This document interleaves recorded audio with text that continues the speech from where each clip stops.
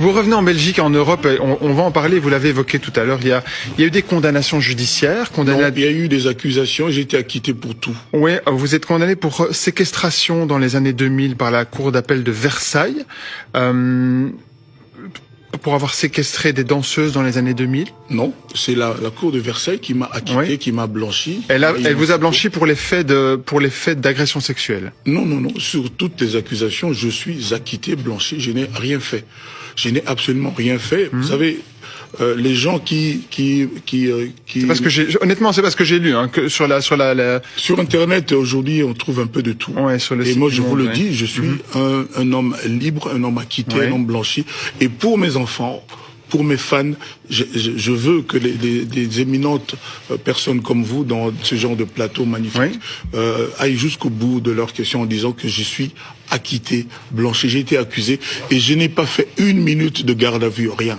Pour les faits d'agression sexuelle, rien du tout, pour toutes les accusations. Pour les faits d'agression sexuelle, vous avez été acquitté. Certaines des femmes qui se sont plaintes disent on n'ose plus revenir au Congo. On a peur parce que c'est une star internationale. Non, c'est des gens qui veulent venir vivre, profiter, oui, des assistances, okay, qu'il y a. Je m'étonne toujours de ça, de certaines assistances qu'il y a dans vos pays magnifiques où il suffit de dire qu'on a eu des problèmes, on a été agressé, machin, pour, oui, qu'on soit assisté par des associations.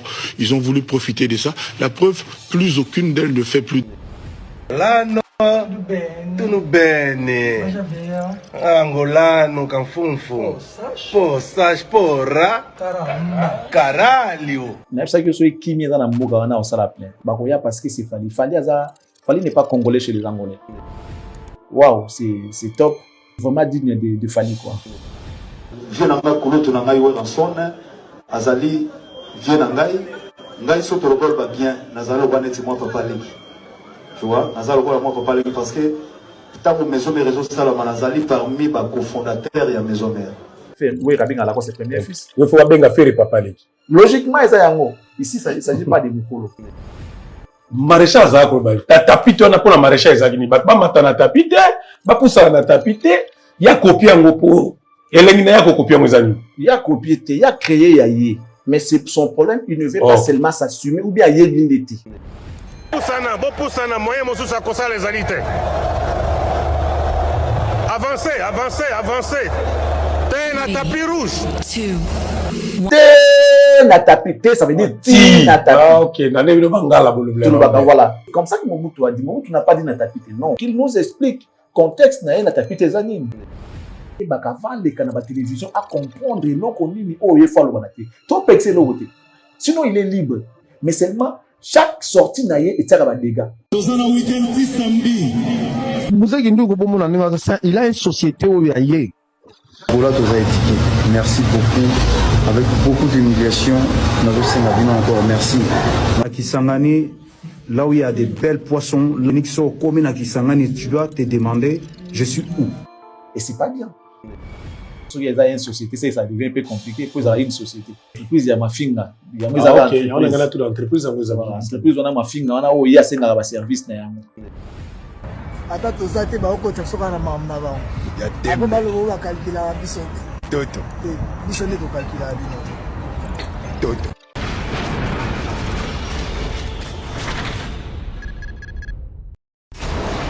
Hela. Ma. On a ekolo samo na boala. Roga misi. Na ningina loba. Oye koya heya.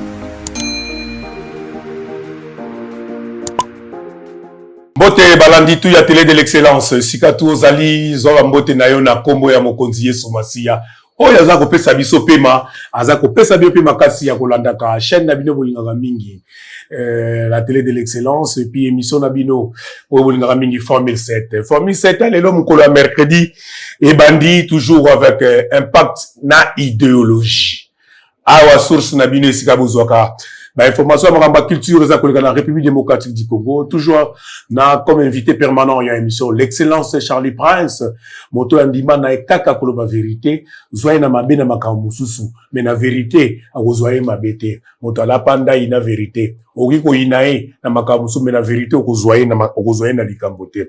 Aza déjà na kati ya plateau ya mokolo lelo, otokosola na ebele mokolo mercredi à lelo, qui chasse ça bien, la vie est calme, makamyo c'est ça, normal. Excellent Charlie Prince, bonjour.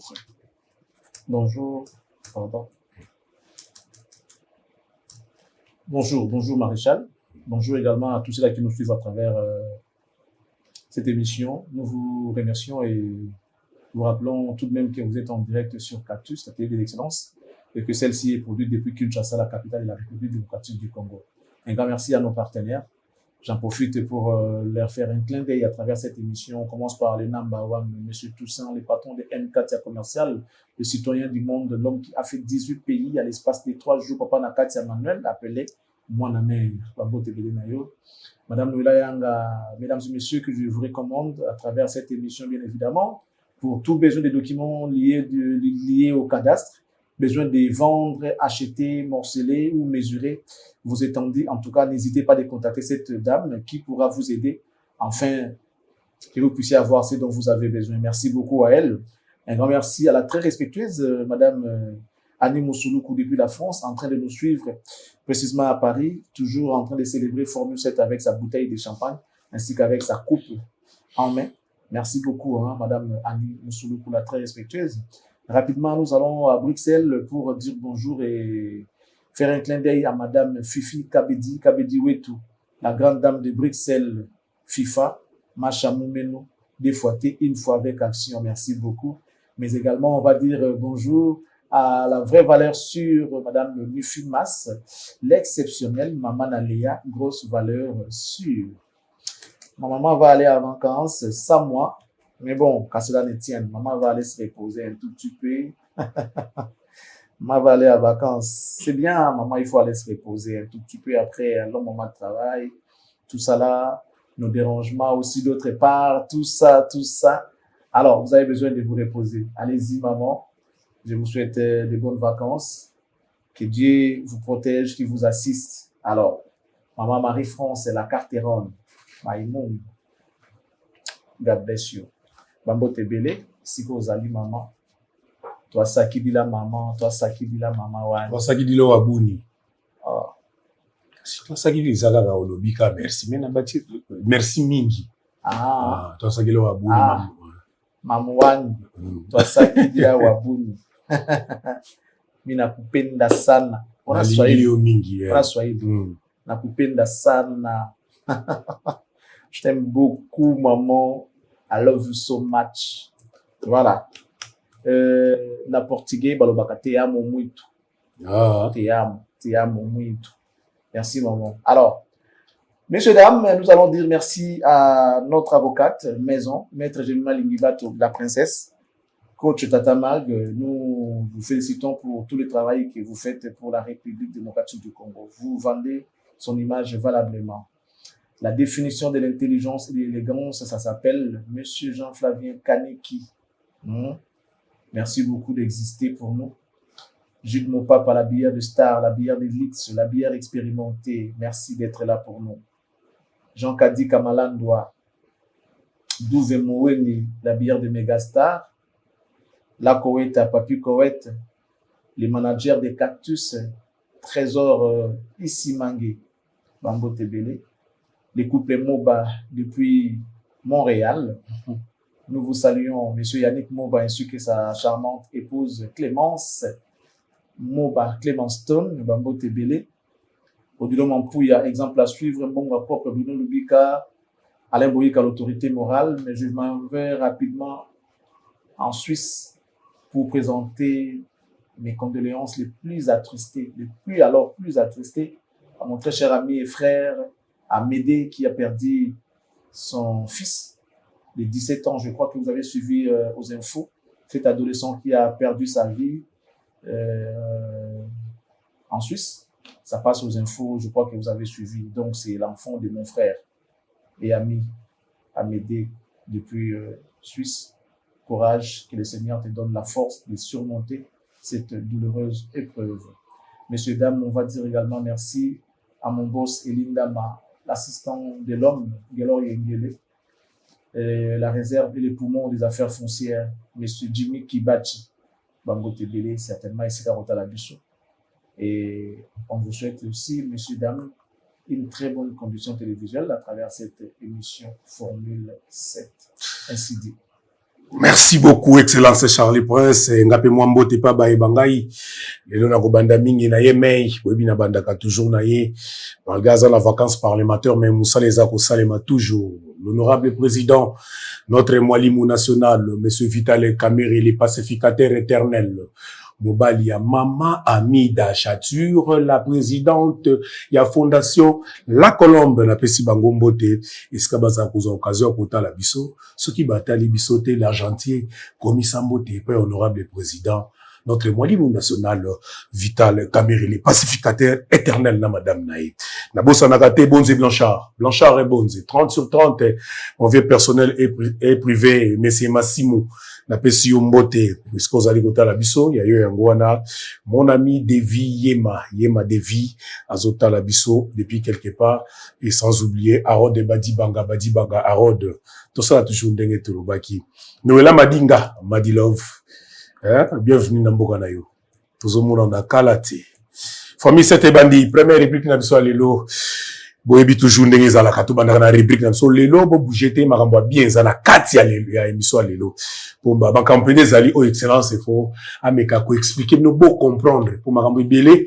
ezotikalaka bongo ezosilaka te mais so ezosila te fo kotuna yango po bozwa matière po bozwa mayele po boyeba eza nini pour comprendre le métro comme il a nous connaît première rubrique ya émission na biso tutangaka ba commentaires sélectionnés par notre rédaction il y a les atours nani excellent Charlie Prince tout bas.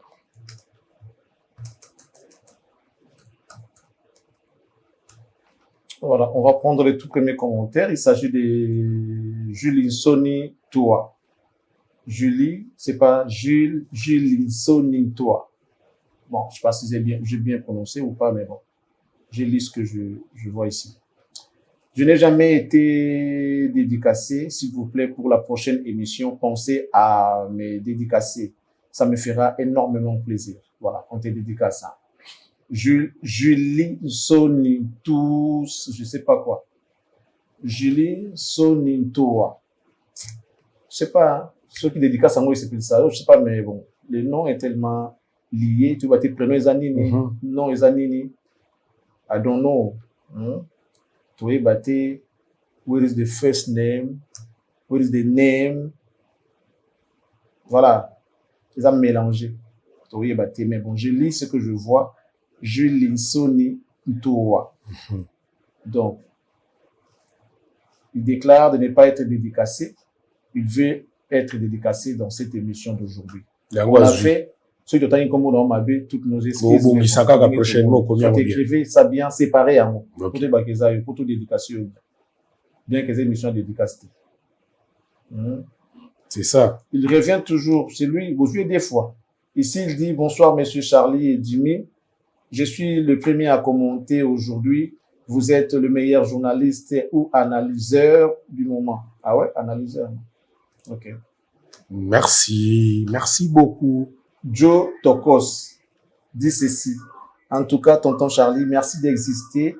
Avec toi, il y a de moins en moins de mensonges et je suis fier d'avoir cru en vous, à vos capacités neurologiques. Force à vous et bonne continuation.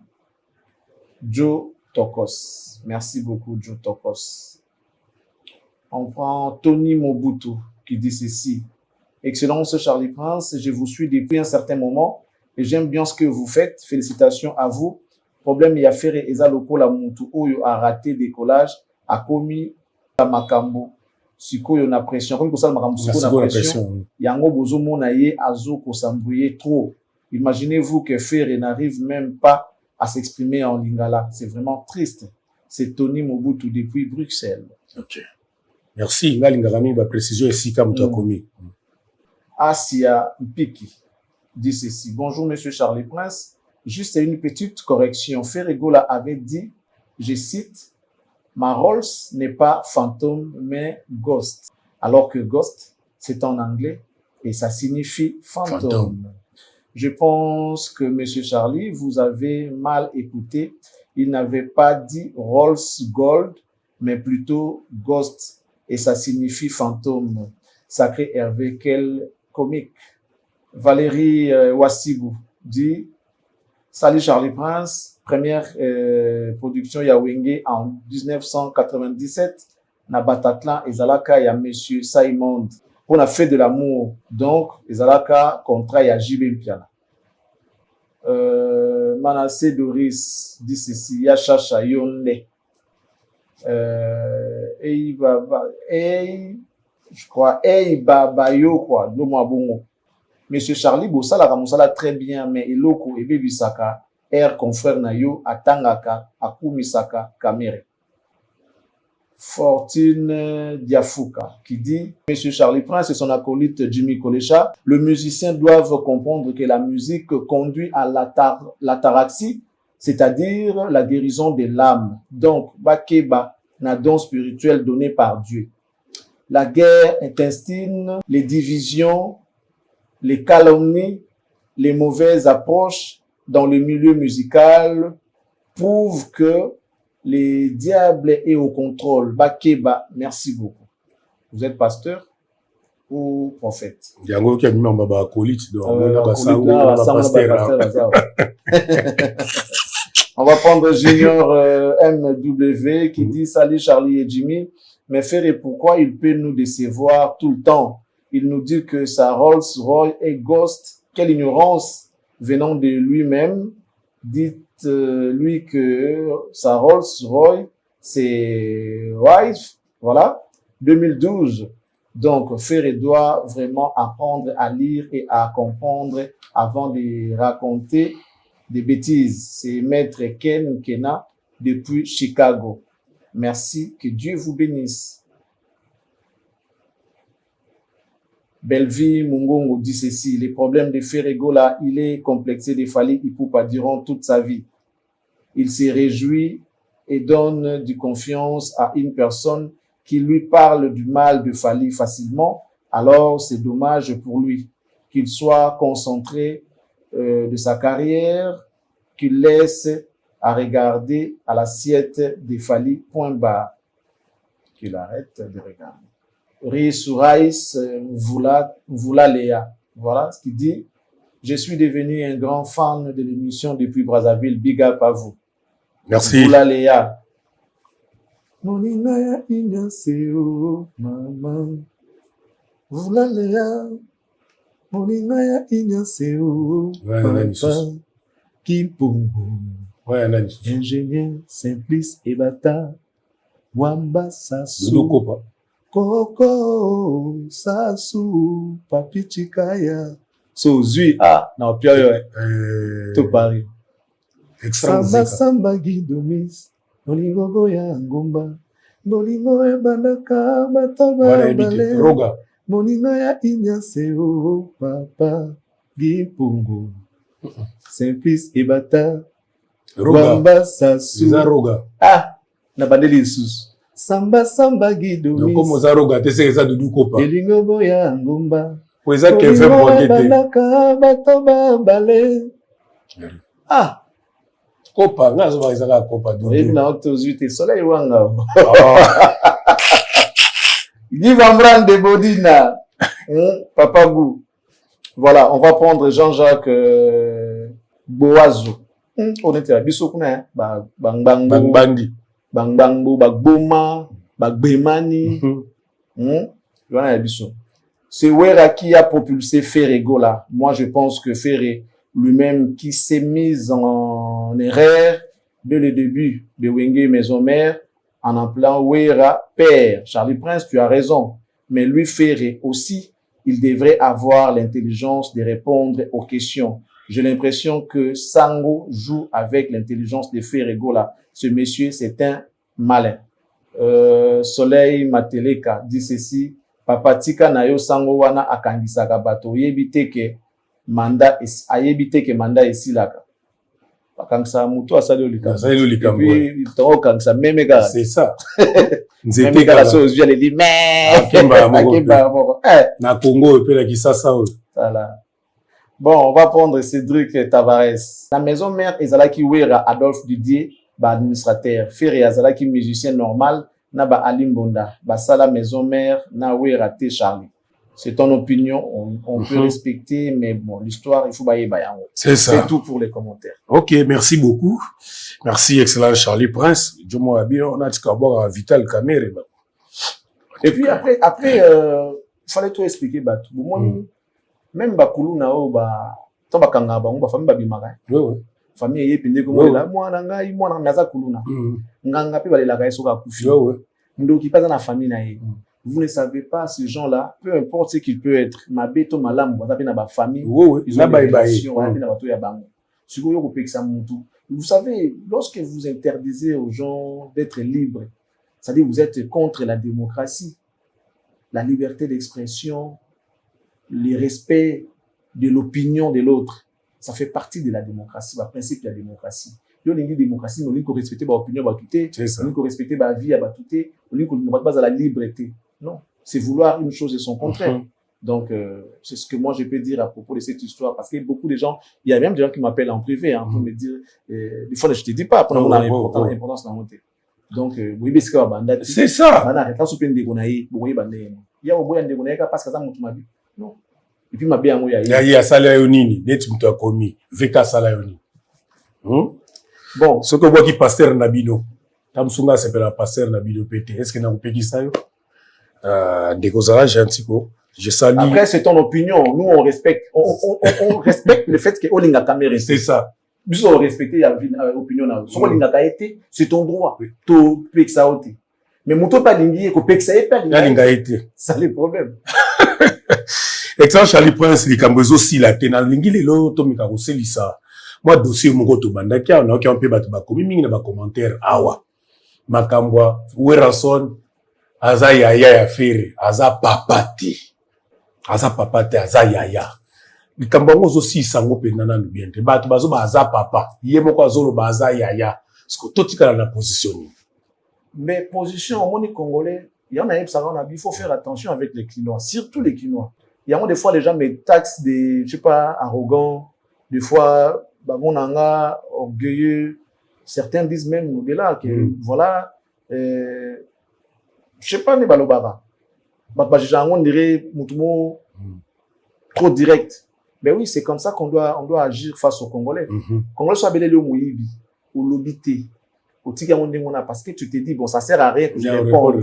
Non. Mais c'est resté collé dans les mémoires des gens. Barobenga comme mouibi toute ta vie. Nous avons cette histoire des caméras. Le corps benga kaye mouibi. Après, bah, quitter na bangoye. Mais comme on est tikala, mouibi. Tu vois un peu. Ceux qui a le bas qui n'a mouibi, bah, défendre kayango, peut-être, mais comme il n'a pas eu le temps de se défendre, la justice elle-même, là, a quitté tout ça, là, innocenté, bah, tika na image, on a gagné, on a lingate, mutalo balanga likambuna, van na nina tika mo bon. Je dois répliquer. Si faut na recadrer, pour pas y baqueter, à boya kayango. Pour ce que boyango te, mukolo, oh, ya, pour le bango, qui n'en a pas, bon, ba yebisa koyango, le barate pourquoi? Les Congolais sont comme ça. Gens qui ne dit mot consent. Non? Nga sur le bin nga likamboza yango te. Tout de suite n'en répondre, n'en réagir. N'en ti dans la tête. Voilà. Donc, cette histoire de Ferré, c'est le départ qui a été biaisé. N'avait pas qu'il soit là, il y a Makambo, il y a maison mère. Il y a maison mère. Nengi basala qui maison mère. Ferré n'a pas été recruté. Ferré n'a pas été recruté. Nous avons on appelle c'est un peu mot très banal, mais qui va peut-être orienter, va pas comprendre. Lorsqu'on était enfant, petit, je sais pas, tout mona, tout ça là, ça dépend à n'engue place au vent de là. Si vous avez un lamba, vous avez sous 4. Ah, il y a tout ça. L'ité l'ilé. Vous comprenez? L'ité l'ilé. Ok. Yoté, mais qu'est-ce qu'on fait? Puisque je suis votre ami, je suis là. On fait comment? Naté le côté, mais n'assistez bino. Toke wenzena bino. Nazawana. Tozo, on va dire que ça la moussala. To lambi. To lié. Parce que na sali musala par nanga yangona j'ai travaillé toke na bino wende to sombi to zongi na tembo ngote bino moté ba na toki ba mai tout ça la télé ça na bi fufu na balosi mais j'ai fait ma part ce que ça là qui que tout ça ba associé par nanga yangona babengango part eza en nature au fait na pesi part nanga j'ai travaillé na pangusi na pelisi moto tant to susi kola na niki basali na bona tango propre mais ça part nanga ti bolo wa kino yotaki mbongo te non c'est que tout taki donc même les frères na kati ya création à maison mère ils ont participé, ils n'ont pas été recrutés.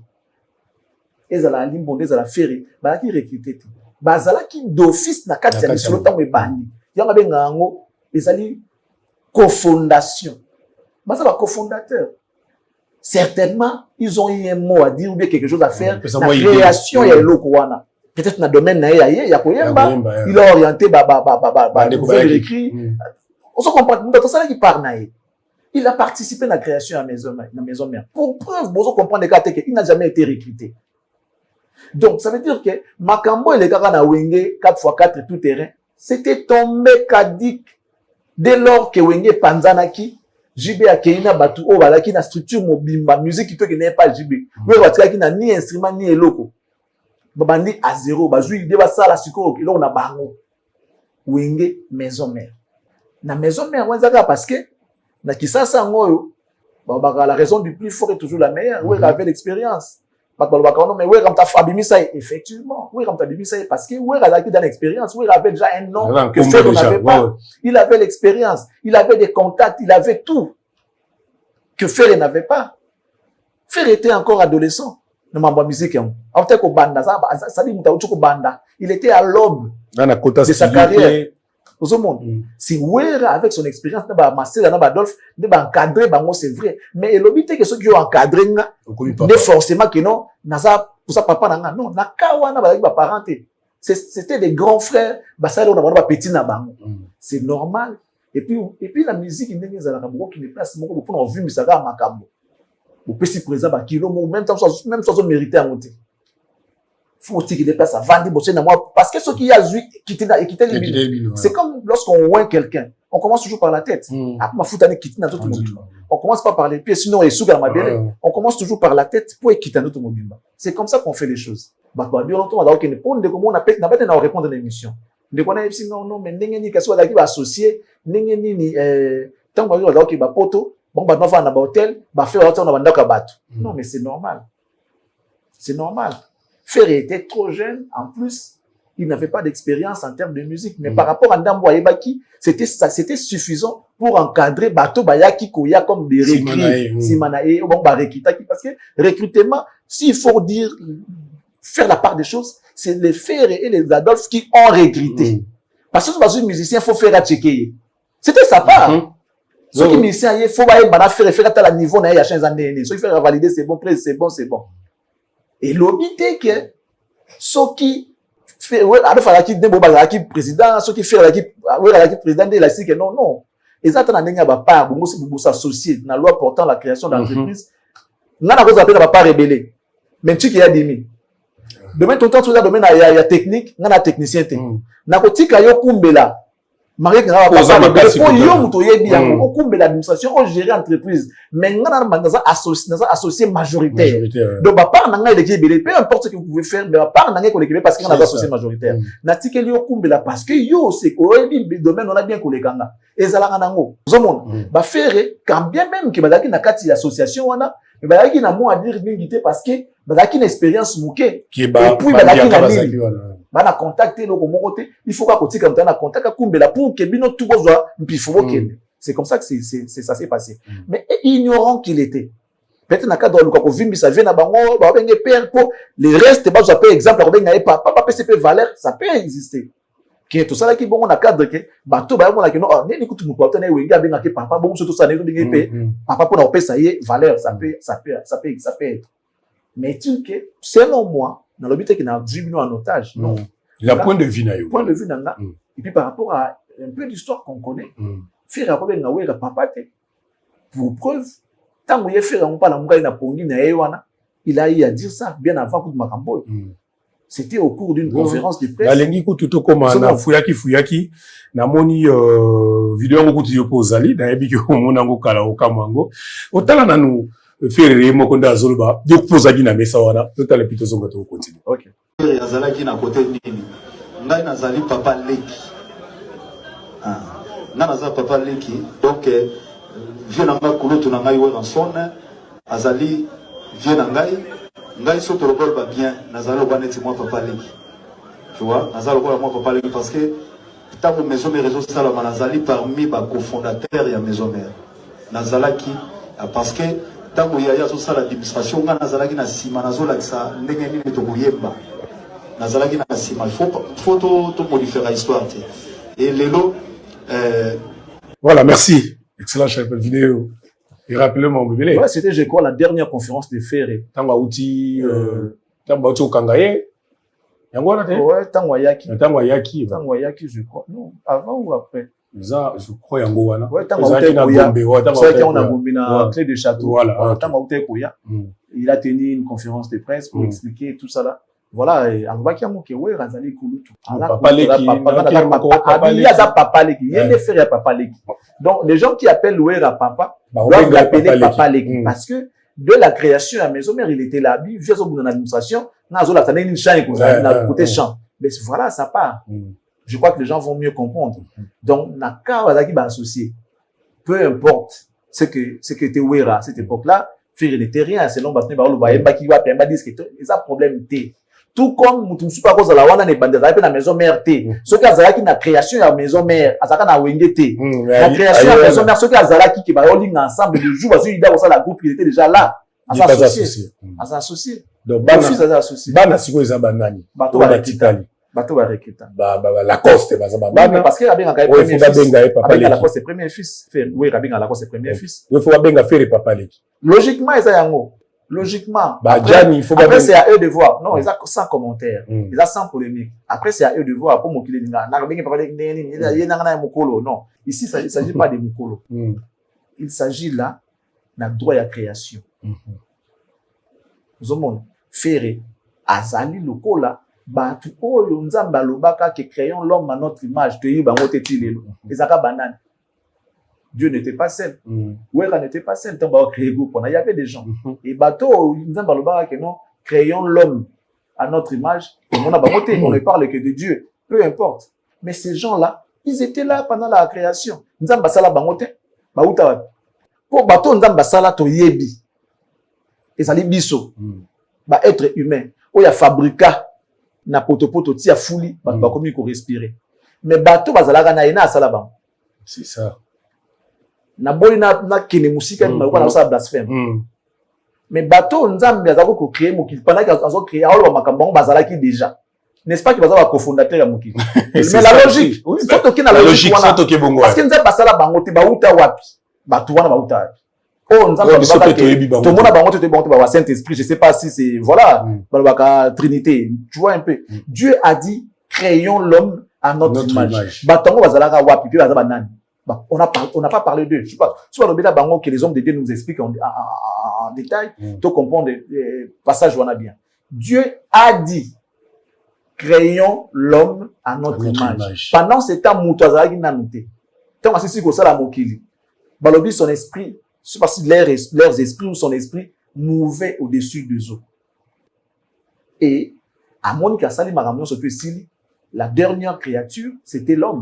Oui. Et avant qu'il ne crée l'homme, il a dit, créons l'homme à notre image. Il parlait à quelqu'un. Il parlait pas seul. Il n'était pas en train de monologuer. Il était en train de parler avec quelqu'un. Je sais pas, 2 ou 3, 4, il a dit, créons l'homme à notre image. C'est à peu près l'histoire des Ferré Nabawera. Peu importe, oh, bazalaki, petit ou grand, tout, ils ont problème, mais bazalaki na création. Baroza banate. L'histoire refait la lelo. Donc, vérité à vous aussi. Lelo peut faire le bien, il y a papa leki. Kouloutou na ngai wera en son temps azosa mambo. Azobunda na administration, ngana obunda na koto. Donc les responsabilités étaient partagées. Il y a zobunda na koto, muso zobunda na pe koto. Pona ndeko abenga ki biso komo ekiminga albai na poto ke abi asa d'accord na ngate. Je comprends et je suis tolérant. C'est ton opinion à toi. Moi je donne mon opinion. Mais après les intellectuels se battent par les paroles. Et puis on dit c'est au choc des idées que jaillit la lumière. Yaka na idée na yo, ngana na oyanga, to sanction la place ni ko bisa idée mon Moi je n'ai jamais été contre bato ba s'opposer na ba propos nanga. Mais seulement ça na ba argument. Ne voyez si vous savez pas, mais comment ça se fait tant ba que des poteaux bawera bafana ba hôtel bafere babona na bandako exemple mo typique tant bakenda ba voyage wana beaucoup na poto n'est-ce pas que somme dans ba relation na yi akinde ba ana ba contact na yi azana mo loko na yi bo est-ce que no bovana na kati ndako bino tubuka ngama na ndako il peut se trouver une chambre d'hôtel na ndenge na yemo après na bovana pa bat na ko kana ngati na bin na ngama chambre na mutan susu sœur moko ayebe to frère moko ayebe azu chambre ezala nango siko koloba ke loko azu chambre bongo yenda za leader to yenda leki mukolo orchestre non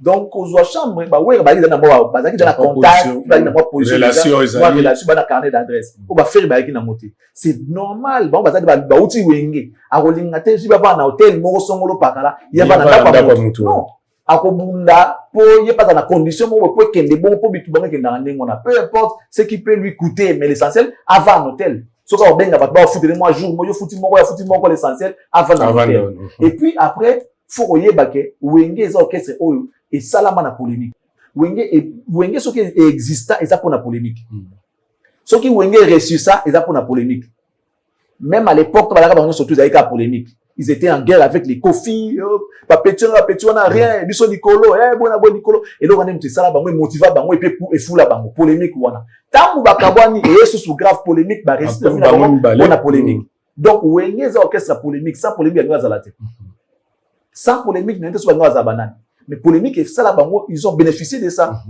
et profiter na bango polémique alors si vous voyez ça je me souviens par exemple on a bêti Bataclan ceux qui voulaient fouiller frapper ta Bataclan je vais te dire pas fouiller frapper taper peu importe na ndenge ba gobete la yango l'essentiel ba ka tika na batante Bercy Zénith Olympia ouais habite Olympia te ouais aux monde mais ça ouais je vais te Olympia ouais attends sous parler des sports non comme moko boyeka donc ce monde qui va kena la polémique quand ça va bien bon siko ouais la rolinga jiba ke poto za hôtel ouais la ba attention za na mbongo ta hôtel kate loko na pas en hôtel pour qu'il est bien donc ouais za ngo raison te que pour avoir un hôtel ne la qui va faire non même ceux qui vont avoir un hôtel faire avant dans ndako mutu zaki parce que ouais avait des possibilités et faire n'avait pas ça mais ça n'enlève à rien le statut oyo que ba associé ba bandaki ensemble donc voilà cette histoire de Wenge Ferre l'a dit je pense qu'il fallait que bano baboy banda kala na maison mère to banda na maison mère que non kulutu na ngai we ranson engai za la bien excellence Charlie Prince yo penda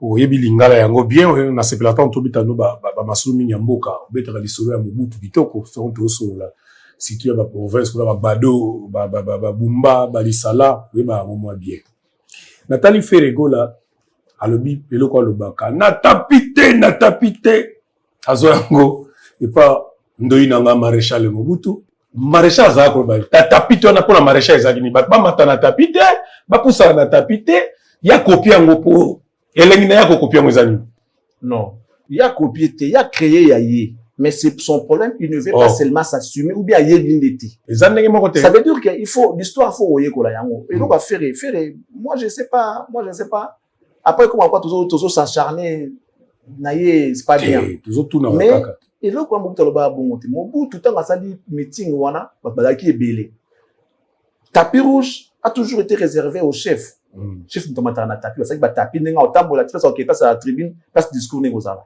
azolo bana ba micro il s'est fait que ba instrument ils allaient répondre dépendant bien ba bazoyo kaye bien ba komi ko déclarer tozoyo kate alors bon poussana moi mso ko sala ezalité poussana te na tapis parce que personne ne pouvait marcher sur le tapis parce qu'il a réservé la chef poussana te na tapis ça veut dire que tu pas maté bon na tapis bon maté na tapis c'est ça le problème bon maté na tapis parce que mutako matakuna azate bon permettre le na tapis te za pona mokonzi yé motanga mo bazo kate abi moi mso ko sala ezalité poussana te na tapis te ça veut dire ti na tapis OK na ne bangala bolobla voilà vous comprenez poussana qui non na tapis jusqu'au tapis c'est comme ça que Mobutu a dit Mobutu n'a pas dit na tapis non Mobutu a baki poussana moi mso ko sala ezalité poussana te na tapis je crois que si on cherche ces images là on peut retrouver ça ouais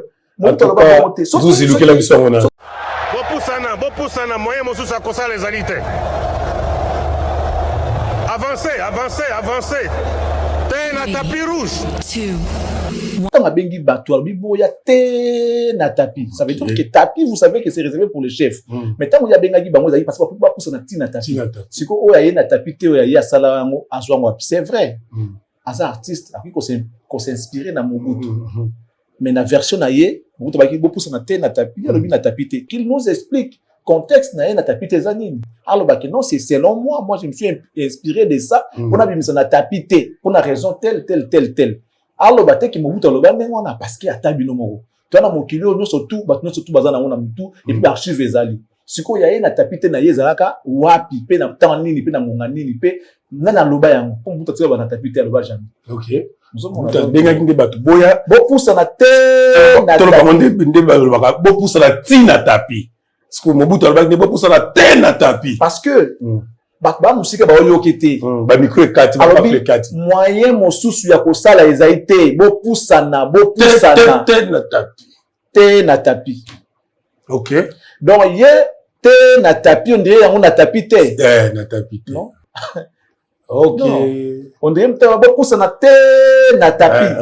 Ye so so na tapis te biso to loba bongo bo poussa na te e pa eboué boya te e pa inga nazali ti et pas inga nazali to ba bo poussa na te kino na liwa te kino tu vois ti ça veut dire ti bon ti tu na liwa ba te vous comprenez te il y a négation ezali te ça veut dire que jusqu'au ezala rapé donc il y a ti peut-être à comprendre te bon peut-être faute à lingala il y a comprendre on dirait na tapis te et puis banaki na tapis te baki bo poussa na te na tapis donc boya et pas boy bo poussa na moi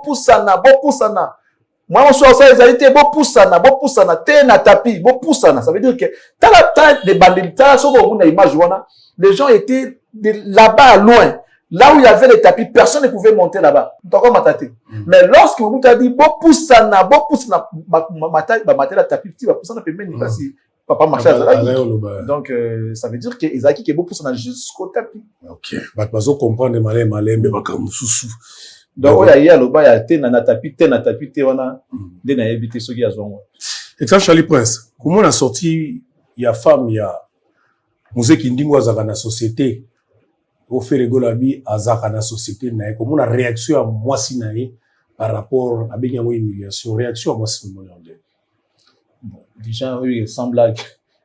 Sans blague. Non, moi, on a assez trop. Bon. Mais il faut le bâtiment, qui n'a pas foutu. C'est trop. Réaction, kaka, par rapport à nous, ce mobile, par rapport à dans le vrai sens, dans le vrai sens, faire écoute, tu as apprécier valeur. Faire apprécier valeur. Parce qu'il y a le na souka, on bon mon naïe bon moté. Azan entreprise na ya na société azan une société na ye tu vois il a une société on devait faire le baki bon c'est vrai si il y a une société ça devient un peu compliqué pour avoir une société il y a une société ce qui n'est pas le cas avec Batumso dans la société mais tout démarre dans contexte où il y a le ça veut dire que bon mon est bon moté ne les voyez pas comme ça c'est un responsable d'une entreprise d'une société il ne travaille pas chez nous quelque part soit ça va réunion chef d'entreprise il est pas au siège ce qui n'a fait une siège il est pas au siège parce que c'est aussi un patron un chef d'entreprise entreprise ya mafinga yango ezala entreprise entreprise wana mafinga wana o ya senga ba service na yango il a apesi écoute ateki asololi bien bon moni pe maramso senga nango précédé pour na roloba précédé na côté on a écouté sola y bien makasi OK sola y bien boya ko salarié donc abimise pina chef d'entreprise quoi patron bien gaza ya monter pour na moni pe entreprise na monter mais faire appeler c'est que tu vas le coup de entreprise donc madame na ya ni ba ya za mongamba ya faire ça la pas faire il so y ka ba bien ça la pas faire mais so ba bengi yo patron na mona musala ni les a bien ko fa benga bala misala et ça la passe na mususu au mona musala azaki mona musala na bula ya dénigrer ya humilier mona musala nanga mais yekuta boyi ko babonga lobi azana entreprise na ye asala pa na ngati bo mona ye bo moté apesi valeur bo mona ye bon azana entreprise na ye mais ceux qui bango ba s'agiter c'est que le monde à l'envers ta commission bon mo après aussi ligi c'est que mo kile comme na suka boyi ne ki patron alias ande mona musala maman boyi qui a la patron fois en deux mois na musala ya moto quelque part et totali ka la même émission on sango azako kumisa ba azotanga kombo ba colite to be ba colite ata bongo bouvele goloa ferabia asala ka musala makasi atangi mo bato ebele wana ba bandeko na biso ya YouTube wana comment bato soit mona bango compliqué ko finga bato mais yé moko azondi mama nous on a un esprit grand tout linga moto asala o ya sepeli ko sala après c'est la fin qui justifie les moyens bato ba koyeba elo ni ba osala so bango bakumisa yi musana bango c'est qui ba yi basala musala malamu et monde entier musani ba sala so bango bazo mona mo bien c'est qui baza ba anti valeur c'est clair baza ba anti valeur ne ba bana yo Israël a sepeli coup dans moko atuni bongo yi akenda wapi abia ya zenga na madame totala ka ba anti valeur tout à fait clair. Ça veut dire que ngai na vandi boy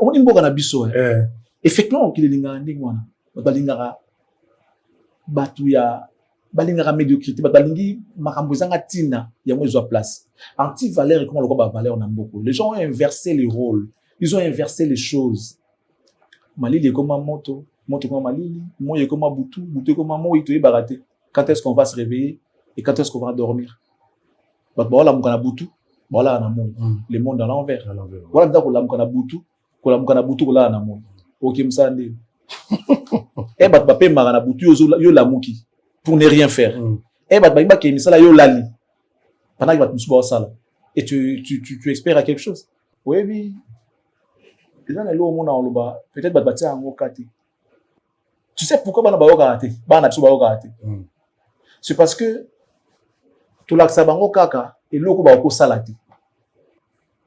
Toi tu penses que tu es en train d'éduquer l'enfant. Non. Autre moi on a difficulté. Ko yibate ko fingate et ça a commencé depuis même les 10 commandements. Mibek o wa pesa batuko ba pekisa batu makambu ndi yango basala.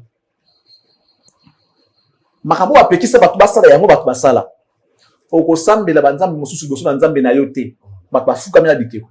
Ko yibate batu ba yiba. Ko bomate batu ba boma. Or, le cerveau elingaka la libre ko pekisa ngo lokote.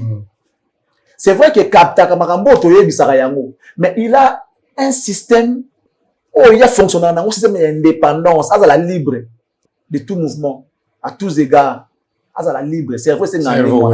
Mais si quoi a kapta tout même makambo zo yebisango. Enseignement na ko yibate, ko sala beauté, c'est un mauvais enseignement.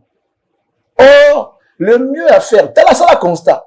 Mais sous ce que ça on la place mobu yango ka otala. Comment libanga mungu pour la misu. On se comprend. Misu esika ya mabe yango sepela kotala. Pour na nini? C'est le cerveau. Bon on va pexer loko comme curia et ben loko ngweza nini. Or so ngote ya mwana bien. Ça la constat. Le bana mwana na yo so qui pousse loko, moi notamment na so qui pousse loko senga. So monike eloko moza na ngo bezo so kokosala te tuna. Eloko mozo ningo comprendre sala boye lingaka baninga. So na eloko partager na baninga. Mon enseignement wana yango tika na bato. Ba interdiction yango sala ke muta asala ka mabe wa pekisa yi. Parce que cerveau fonctionne à bon côté. Cerveau fonctionne à bon côté. Na kati ya ndako to te ya bana makambo oyo bakoki ko sala. On se comprendre. Ko pekisa ye loko te. La kisa ende loko o yi akoki ko sala. Oloba na ke no ko ibate. C'est bon terme. Yesa mono so moni mutapose loko na ye so sa pembe nyona zwango zongsela ye. On se comprendre. Tango kipo to moni loko mo biza yote ko simba te. O pesa ye, o laksa ye ndenge ni fo azala. Et loko ya ko pekisa batu bazonga kana yango. Ba chasser les naturels revient toujours au galop. C'est ça au fait l'expression. Ça veut dire la kisa batu loko ni bakoki ko sala. Te ya bana nzela ya nzambe. Luana bana ke soza na mo loko muke kabula na baninga. To ke sika sala musala malamba bakumisa yo. Vous comprenez? Tant aucune entreprise publique on parle de ça na musala malamba. So na zui là on a babysit, c'est pas bien. Na sala nde malamba. Na kuta on a na multiplié comme 5 fois pesa nga lokumba kumisa ngai. C'est comme ça que mes parents m'ont enseigné. Ko libate ça tu vois? Ça dit okote ya mona te ba interdiction et ça la mabe mutakoyoka te akozonga kada yango la kisa est plutôt eloko oye fois ça là yango moni to to ba mamba faire to la sanga nzela to ko pexer eloko te ko ba pexer peut-être dans makambo yo ba sala makambo mabe loba na ye na vie il faut y écouter linga baninga posoko lingi baninga osa bango mabete wana eza siko automatique contraire nango yo siko na moi siko de contraire nango en fonction ya enseignement ba pesio linga muninga na ndeko na yo mutu to mwana nzela zaka ndeko na saka lokwa ya gina bino asaka lokwa ya papi asaka lokola leki na gelo mutu akola na yango siko tango moni gelo a souffrir o na gelo a souffrir o kabela kwa ndeko na yo ndemo pe o saisa batanzela po mulaki basaka lokwa bandeko na ndi mama mwa bisaka na ndawu ke baza bandeko na yo papa tota papa na yo souvent papa na nzela bana bonjour soka ko moi colis et ça kilo yosa gel memela yango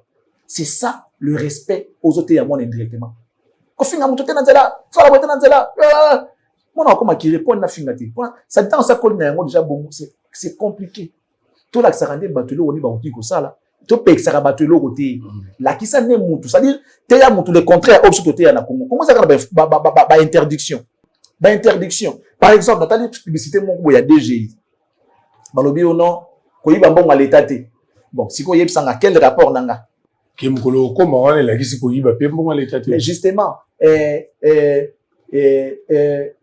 bazoni nga basa la campagne ya bata futa mpako mais communication na bango ki na sens ya ko interdire batu ko futa mpako te soki ndenge nini non lo bana mutu futa mpako ya l'état pamba te ekotonga mboka mutu omona ki aza concerné directement au moins communication c'est vanda aujourd'hui ça mutu dirait bon mutu futa pas côté asa un civique après quel rapport na omona attachement na ngana makambo bolo bate alors que les messages les a bien boké na ndeka na sens contraire bozo na na sens normal ça veut dire la kisa mutu importance ya ko futa mpako pour que à comprendre yango tant citoyen congolais que mpako wana servaka na ko bongsa banzela il serva na kotombola mboka na bongsa mboka tout citoyen qui aime son pays so communiquer na sens wana a futa olakisi importance ya mpako ko futa mpako so ko futi mpako papa ne ko sala nini pona mboka na yo ça veut dire que tant so futa yango tu contribues au développement de ton pays au lieu que ça mutu o ba mutu ko futa mpako te ba okanga yo so sala bote ba okanga yo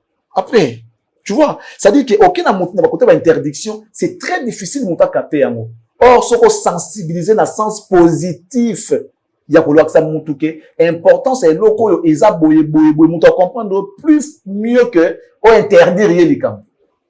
Je sais pas si je me fais comprendre. Oui. Donc, ça veut dire, na Congo, na biso lelo, to changer méthode ya côté ya bana. Tout ya bana, makambunde oyo, il faut basala. Kopé qui sait makambute, tika za la libre, mais l'accès ne makambu oyo, il faut asala. Combien faut kaniba kuluna a? Bazonga aka, ba récidiviste, pour ni ba, ok, mon sens ka, kosala boyete. Non, la qui sait makambu oyo, il faut asala. Loko la faut asala kikuluna te, faut sala nini, faut qu'il ne musala. Mondo la mukisu la muna tongo boyeke luka kop. Vous comprenez? Tekata mai. Ça ta pose lipa, pose mbongo bien et sengaka otoka. Et sengaka bana ba efe ba uza mbongo nini bateka ba efe. Bana mbongo ba teka nguba. Yepe kuma oteka nguba. Au moins ce qui est côtier pe na akangi yango. Artika 100 pour autant bon insister. 100 pour autant bon insister mais ça kosala boyete. Congo ezaka kosala boyete. Kena ba église. Kosala boyete. Kosala boyete. Ba changer ratin pour ani. Kosala boyete leki. La kisa bangonde makambo il faut basala qui ça dit nanga ma terme mo ekiminga responsabiliser bango na likambo moko songolo pakala o ba wanda ko sala et ko longola bana côté ko sala te wana ba ko ma ko sala pour que bazala libre de tout mouvement libre en esprit ba ko sala bien ba otika mabene bala moko yango to ya ko bana faire na groupe na yeke makambo ko sala ezali bo banda na ko restructurer makambo na bino bo banda ko se formater bon bana ko comprendre que na monde lelo essayer na batu ba s'actualiser ce qui on s'actualiser on s'accorder na technologie à lelo avec l'évolution du monde aujourd'hui tu seras utile dans la société et les choses vont rouler d'elles-mêmes comme sur des roulettes et l'autre na tout bana faire ka yango wana c'est pas méchamment ezaka ke abungisa alukaye baka vale kana ba télévision à comprendre loko nini o yefalo bana te to pexer lo côté. Sinon, il est libre. Mais seulement, chaque sortie naïe est à dégâts. Batindeli biso loko mona auto mona awa ba erreur to ba ça des compilations, il y a ba erreur ya faire à chaque sortie naïe. Il a une société où il y a. Voilà, merci beaucoup. Avec beaucoup d'humiliation, nous avons encore merci. À Kisangani, là où il y a des belles poissons, le Nixo comme à Kisangani, tu dois te demander, je suis où? Et c'est pas bien. Non, on ne peut pas l'interdire. C'est un grand responsable, c'est un grand, comment dirais-je, c'est un patron, il y a une entreprise, il a droit à respect. Mais seulement, tout le monde l'accès à Makambo, il faut à ça là. Avant d'accueillir qu'on la part, qu'on linga, baninga. Avant d'accueillir qu'on la part, qu'on comprendre que ceux qui ont besoin de lire, ne quoi pas la personne ni, à lire quoi à la monde santé. Ceux qui ont lingi va respecter, banda peut qu'on respecter ne quoi la pembe na yo. Ceux qui ont lingi va kumisa va de quoi pembe na wasala pembe musala va malamu. C'est la moindre des choses. Mais sinon, moi, je n'interdis rien à faire. Aïe, qu'on la dé qu'on ça la eza malamu pour une évolution en carrière na ye, et puis pour na bien-être bateau à pembe na ye. Voilà. Voilà, merci beaucoup, excellent Charlie Prince. Nous allons continuer. Fali Ipupa, déjà c'est samedi na Angola, on a un concert on a un stade de Kuna et lelo na tango à 6h du matin, on a déjà na kati ya Luanda Kuna, na ina tia une image comme ça pour commenter en gros na retour. Angolano. Como está, so angolano? Tudo bene. Angolano, canfunfo. Poças, porra. Caralho. Oh, fode. Voilà, excellent Charlie Prince, Aiglé, déjà le Katia Luanda. Angolano, bon dia. Poças, caramba, caralho. C'est pas possible. À Portugal, là, moi.